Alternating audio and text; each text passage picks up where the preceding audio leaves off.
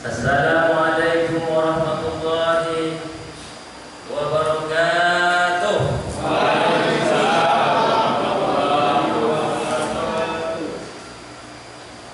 Alhamdulillahi rabbil alamin adada khalqihi wa ridha nafsihi wa zinata arshihi wa midada kalimatihi. Asyhadu an la ilaha illallah wahdahu la syarika lah wa asyhadu anna Muhammadan abduhu wa rasuluhu sallallahu alaihi wasallam la nabiyya ba'da. Bapak Ibu kaum muslimin muslimat, remaja-remaji, jemaah tarawih musalla al-amin yang dimuliakan Allah Subhanahu wa taala. Ini malam kita sudah masuk malam yang ke-12 ya. Tidak terasa sebentar lagi kita akan memperingati nuzul Al-Quran. Lalu kita lewati lagi memasuki 10 malam terakhir, di mana ada malam Lailatul Qadar di dalamnya. Lalu terakhir kita sampai ke hari kemenangan Idul Fitri. Amin ya rabbal alamin. Salawat beriringkan salam marilah kita kirim kepada junjungan alam Nabi kita Nabi besar Muhammad sallallahu alaihi wasallam. Kita sama-sama bacakan lafaz salawatnya. Allahumma shalli ala sayyidina Muhammad wa ala ali sayyidina Muhammad. Tambah lafaz salamnya, assalamu alayka ya Rasulullah, boleh. Assalamu alayka ya Habibullah juga boleh. Assalamu alayka ayyuhan nabiyyu wa rahmatullahi wa barakatuh. Itulah lafaz yang sering kali kita bacakan. Kapan? Ketika kita sholat. Kapan? Ketika tahiyat. At-tahiyatul mubarakatuh shalawatut thayyibatul lillah. Assalamu alayka ayyuhan nabiyyu wa rahmatullahi wa barakatuh. Mudah-mudahan dengan seringnya kita sholawat komplit dengan salam, kita mendapat syafaatnya Rasulullah, pertolongan Rasulullah sallallahu alaihi wasallam berguna. Itu baik di dunia kita maupun di akhirat. Amin ya rabbal alamin. Bapak Ibu kaum muslimin yang dimuliakan Allah, kalau kita lihat kita di daerah Riau ini masih beruntung. Kenapa beruntung, Pak Ustaz? Karena kita tidak mengalami susah untuk menuju rumah Allah, baik masjid ataupun mushola. Dilihat sejarah bahwasanya mungkin pada tahun ini juga kita mendengar kalau ada imam yang dibunuh, imam subuh yang dibunuh, iya kan? Di Selandia Baru atau New Zealand namanya, orang lagi sholat Jumat dibunuh. Kemudian kita juga saksikan karena dia urusan politik, seperti Novel Baswedan mau sholat subuh pun dilukai dengan air. Ini sebetulnya ancaman-ancaman kepada orang yang ke rumah Allah memang begitu dari dulu. Kita lihat juga di Rusia dulu, kalau tahun 1990, sekarang tahun berapa dah? 2021, jauh. 1990 dulu orang payah pergi ke masjid sebelumnya. Lalu kalau di Cina tahun 1980 juga orang kalau ke masjid malah dikawal oleh tentara atau intel Cina yang berwarna merah, dikatakanlah pengawal merah. Pokoknya kalau orang beribadah ke masjid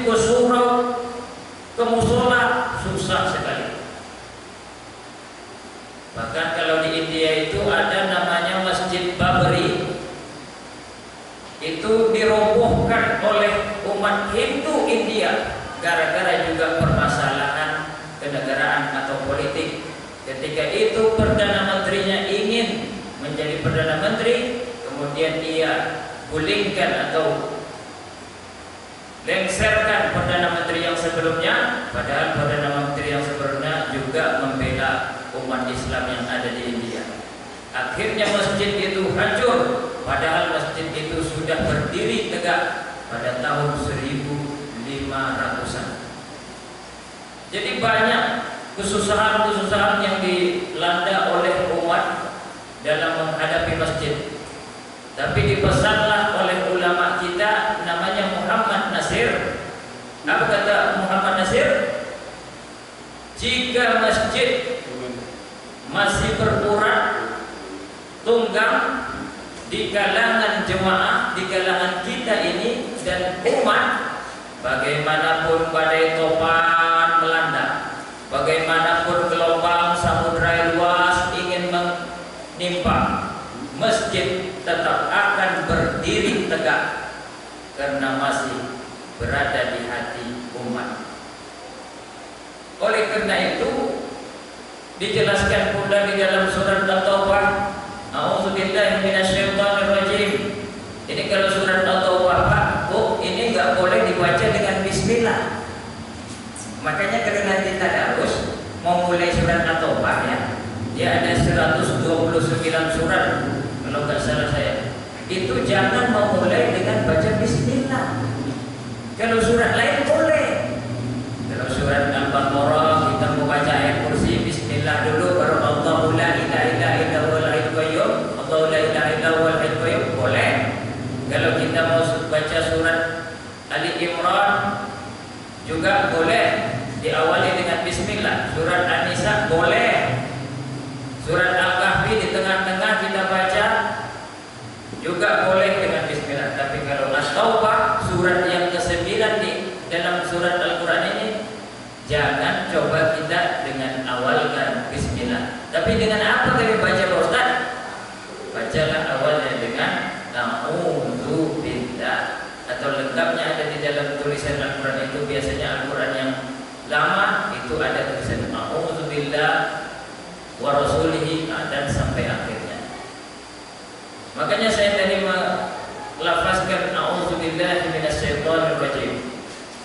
Di ayat yang ke-17, maka lil musyrikin ay ya'muru masajidallah syahidina ala anfusihim bil kufri ulaika habitat a'maluhum wa fin nari hum khalidun.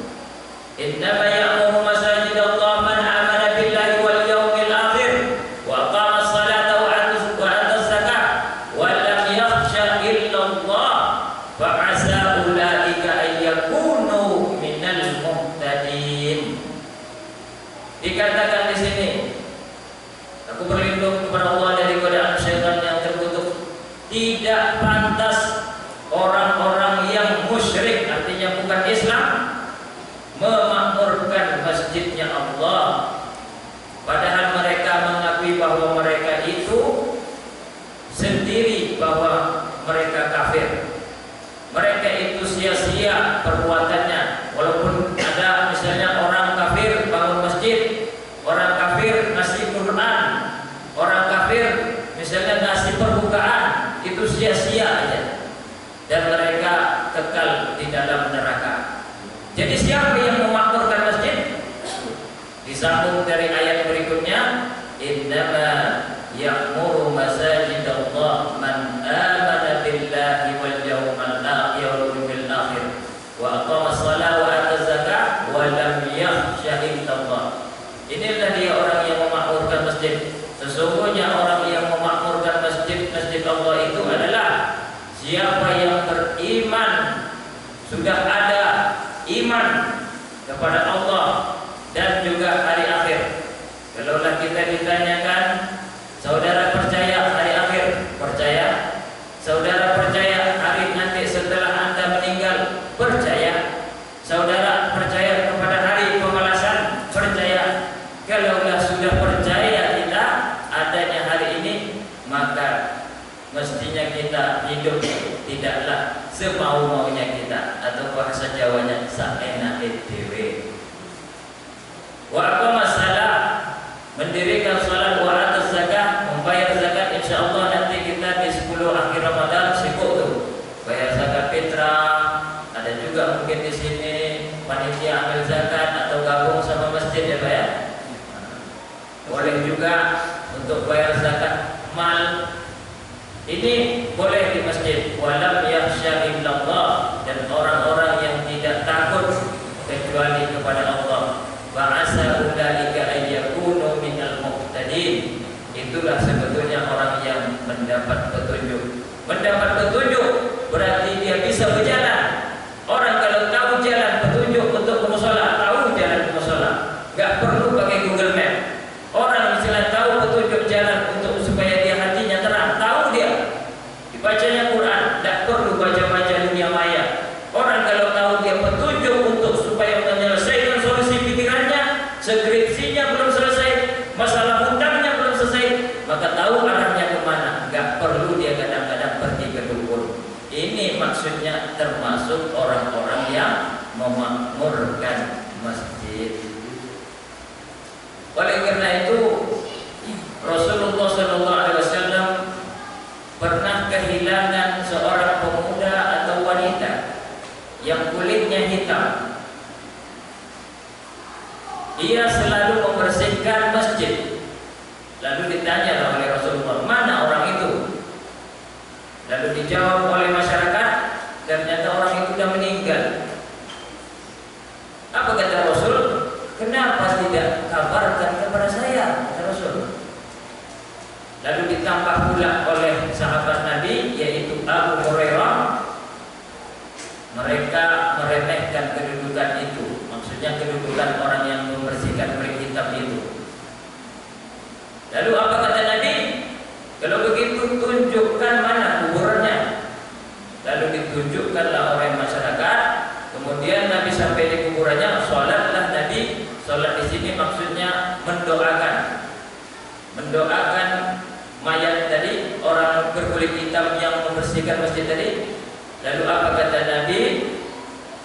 Sesungguhnya saya melihat kegelapan pada kuburannya. Lalu Allah menerangkan kuburannya berkat doa saya. Itu artinya masjid itu siapapun yang memeliharanya, dibayarkah atau tidak dibayarkah, cuman dia membersih masjid aja kah, ataupun sebagai pengurus, imam ataupun siapapun, itu memang dapat posisi doa langsung dari baginda Rasulullah SAW. Inilah yang sebetulnya kita harapkan di zaman yang kita masih takut-takut kepada wabah corona, zaman yang masih takut-takut anak kita mau kerja di mana, zaman yang masih takut-takut anak kita akan menikah atau tidak, maka kembalilah kepada ketenangan yang pusatnya atau sentralnya adalah rumah Allah. Di situ semuanya akan diselesaikan. Sebetulnya begitu tujuan utama dan tujuan yang akan membantu masyarakat. Apa masalah masyarakat? Ekonomi, musyawarahkan di masjid. Apa masalah masyarakat? Kesehatan, musyawarahkan di mushola. Apalagi masalah masyarakat kurang pandai agama. Ayo, mana yang pandai? Jangan diam-diam saja. Ajarkan yang belum pandai. Yang tua belum pandai, malu, nggak usah. Ini bukan zamannya gengsi terhadap agama lagi. Ini malah zamannya untuk membuka diri untuk agama. Kalau kita lihat Nabi sudah meninggal, lalu diganti sama siapa? Sayyidina Abu Bakar. Abu Bakar meninggal, siapa yang ganti? Sayyidina Umar. Itu yang pilihannya subuh-subuh. Sayyidina Umar itu pernah suatu ketika sahabat-sahabat Nabi duduk di masjid Rasulullah. Lalu ketika itu hari mau buka puasa, makanan, minuman sudah ada. Lalu ada sahabat yang minum langsung.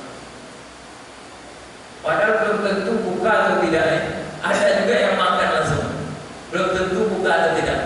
Karena kalau dulu kan tidak ada beduk-beduk atau RRI kan, tidak ada jam-jam tentang waktu pastinya berbuka. Yang orang dulu kan paling tengok, matahari udah nggak nampak nih, ini kayaknya udah mulai malam, ada buka, minum. Rupanya setelah makan minum beberapa sahabat itu timbul lagi matahari. Mungkin tadi kena awan mataharinya kan, timbul lagi matahari. Apa kata sahabat yang dah makan dan minum tadi? Kalau kayak ginilah kami gantilah puasa kami. Artinya bahasa Arabnya kami kontrol puasa kami kalau kayak gini. Kenapa? Orang belum buka, kami udah buka. Lalu apa kata Khalifah Umar? Tidak perlu mengganti puasa. Umar juga termasuk bisa memberikan fatwa. Selain beliau pemimpin, beliau juga banyak hafal ataupun paham tentang agama. Lalu dibacakanlah ayat A'udzubillahi minasyaitonir rajim, la junahun fima akhta'tum walakin ma ta'ammadat qulubukum. Tidaklah berdosa kalau kalian itu silap, tapi kalau memang sengaja dari hati, aku mau buka, aku mau batalkan puasa, aku mau berbuat jahat, itu baru dianggap berdosa. Jadi permasalahan-permasalahan umat itu bisa semuanya diselesaikan semenjak Nabi dan para sahabat Nabi di tempat yang mulia, yaitu masjid dan mushola. Mudah-mudahan dengan begitu kita lihatlah masjid-masjid yang bisa menjadi kesenangan remaja, kesenangan orang tua.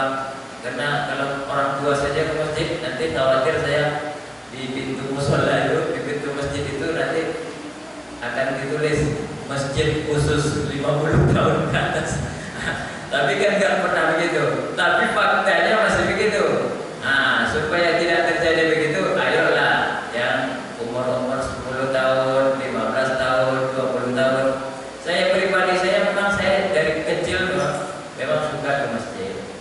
Sampai saya remaja juga suka ke masjid. Lagipun nanti udah kuliah juga masih sering ke masjid. Sampai sekarang juga keliling-keliling masjid dan mushola. Insya Allah tidak ada hambatan. Kata orang nanti kalau sering jumpa orang tua cepat pula tua, kita tidak. Tengoklah